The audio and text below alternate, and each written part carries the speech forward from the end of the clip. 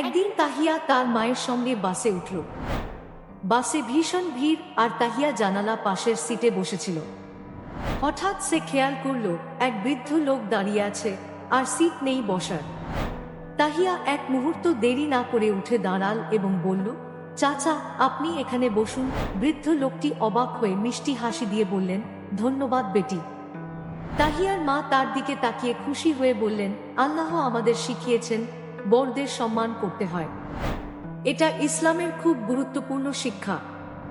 এই ছোট্ট ঘটনার মাধ্যমে তাহিয়া শিখল, শ্রদ্ধা আর সহানুভূতি আমাদের জীবনকে সুন্দর করে তোলে। সমাজে সবার প্রতি সম্মান দেখানো আমাদের দায়িত্ব।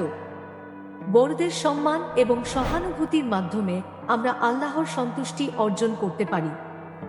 শিক্ষা: বড়দের সম্মান করা শুধু ভালো আচরণ নয়, বরং এটা ইসলামের অন্যতম শিক্ষাও।